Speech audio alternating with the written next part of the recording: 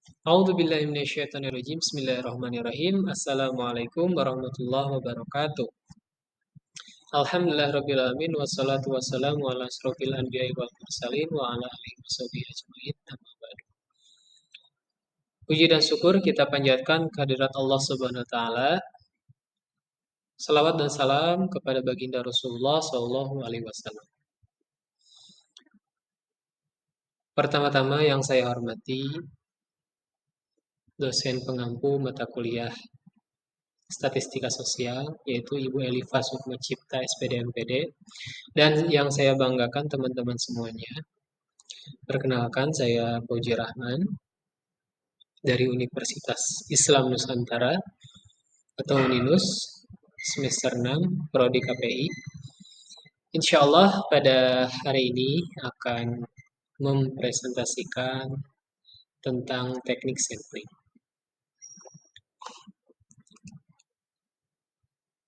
Yang pertama, pengertian teknik pengambilan sampel. Pengumpulan pengertian teknik sampling adalah teknik pengambilan sampel dari populasi. Sampel yang merupakan sebagian dari populasi tersebut kemudian diteliti dan hasil penelitian atau kesimpulan kemudian dikenakan pada populasi atau generalisasi.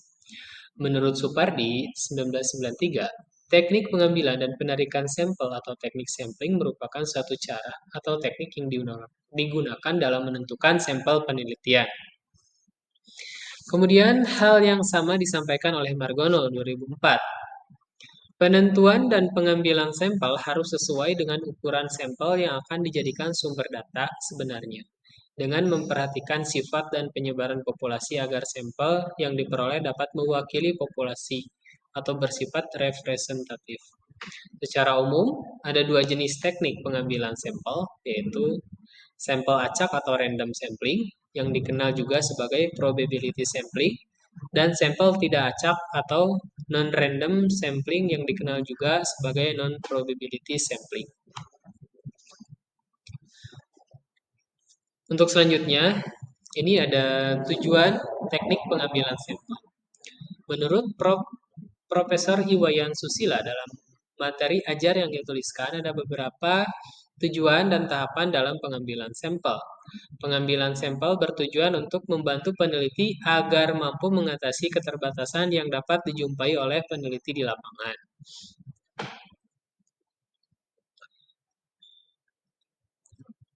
Nah, berikut adalah tujuan teknik pengambilan sampel. Yang pertama, jika populasi terlalu banyak atau jangkauan terlalu luas, sehingga tidak mungkin bagi peneliti untuk melakukan pengambilan data pada seluruh populasi. Kemudian yang kedua, adanya kendala dalam hal keterbatasan waktu, tenaga, dan biaya. Kemudian yang ketiga, adanya asumsi awal dari penelitian bahwa keseluruhan dalam populasi bersifat seragam dan dapat diwakili oleh beberapa sampel yang akan diambil oleh peneliti. Nah, tujuan dari survei sampling adalah untuk mengadakan estimasi dan menguji hipotesis tentang parameter populasi dengan menggunakan keterangan-keterangan yang diperoleh dari sampel. Keterangan yang diperoleh dapat dikuasai dan bergantung pada dua hal, yaitu yang pertama jumlah unit sampling yang dimasukkan dalam sampel, yang kedua teknik yang digunakan dalam memilih sampel. Pemilihan teknik pengambilan sampel harus berdasarkan dua hal penting, yaitu reliabilitas dan efisiensi. Sampel yang reliable adalah sampel yang memiliki reliabilitas tinggi. Hal tersebut dapat diartikan bahwa semakin kecil kesalahan sampling, reliabilitas sampling semakin rendah jika dikaitkan dengan varian nilai statistiknya. Berlaku kriteria bahwa semakin rendah varian, maka reliabilitas sampel yang diperoleh semakin tinggi pula. Selanjutnya, karakteristik teknik pengambilan sampel. Menurut Tekken 1965, suatu teknik pengambilan sampel yang ideal mempunyai sifat-sifat sebagai berikut. Yang pertama, dapat menghasilkan gambaran yang dapat dipercaya dari seluruh populasi yang diteliti. Yang kedua, dapat menentukan presisi atau precision dari hasil penelitian dengan menentukan simpangan baku standar deviation dari taksiran yang diperoleh. Yang ketiga, sederhana, sehingga mudah dilaksanakan.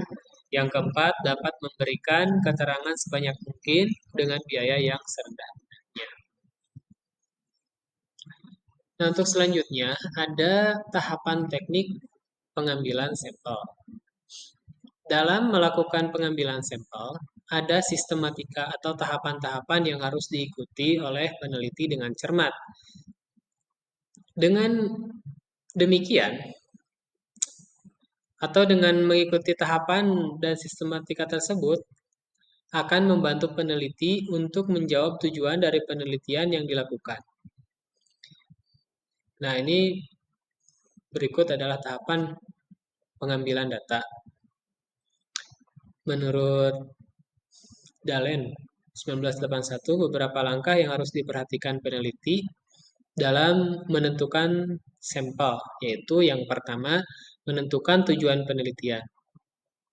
Tujuan penelitian adalah suatu langkah pokok bagi suatu penelitian, karena tujuan penelitian tersebut merupakan arah untuk elemen-elemen yang lain dari penelitian. Demikian pula dalam menentukan sampel tergantung pula pada tujuan penelitian. Kemudian yang kedua, mencari data akurat unit populasi. Data populasi di dalam penelitian tersebut harus dibatasi secara jelas. Oleh sebab itu, sebelum sampel ditentukan, harus ditentukan dengan jelas kriteria atau batasan populasinya. Dengan demikian, maka akan menjamin pengambilan sampel secara cepat. Kemudian yang ketiga, menentukan jenis data. Jenis data yang akan dikumpulkan dari suatu penelitian harus dirumuskan secara jelas. Apabila jenis data yang akan dikumpulkan telah dirumuskan secara jelas, maka dapat dengan mudah ditentukan dari mana data tersebut diperoleh atau ditentukan sumber datanya. Kemudian yang keempat, menentukan teknik pengambilan sampel. Penentuan teknik pengambilan sampel yang akan digunakan dalam pengambilan sampel dengan sendirinya akan tergantung dari tujuan penelitian dan sifat-sifat populasi. Kemudian yang kelima, menentukan besarnya sampel. Meskipun besar atau kecilnya sampel belum menjamin representatif atau tidaknya suatu sampel.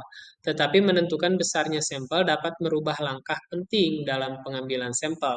Secara statistik, penentuan besarnya sampel ini akan tergantung pada jenis dan besarnya populasi. Memilih sampel yang representatif. Yang keenam, menentukan jumlah sampel yang memadai. Sebelum menentukan sampel yang diperlukan, terlebih dahulu akan ditentukan unit-unit yang menjadi anggota populasi. Hal ini akan memudahkan dalam menentukan unit yang mana akan terjadi sampel. Apabila karakteristik populasi sudah ditentukan dengan jelas, maka kita dapat dengan mudah memilih sampel sesuai dengan karakteristik populasi tersebut. Nah, dalam memilih sampel dari populasi ini dengan sendirinya berdasarkan teknik-teknik pengambilan sampel. Selanjutnya, macam teknik pengambilan sampel. Untuk menentukan sampel dalam penelitian, terdapat berbagai teknik pengambilan sampel yang digunakan. Teknik sampling berdasarkan adanya randomisasi, yakni pengambilan subjek secara acak dari kumpulannya dapat dikelompokkan menjadi dua, yaitu sampling non-probabilitas dan sampling probabilitas. Yang termasuk ke dalam kelompok probabilitas, sampling antara lain simple random sampling, proportionate stratified random sampling,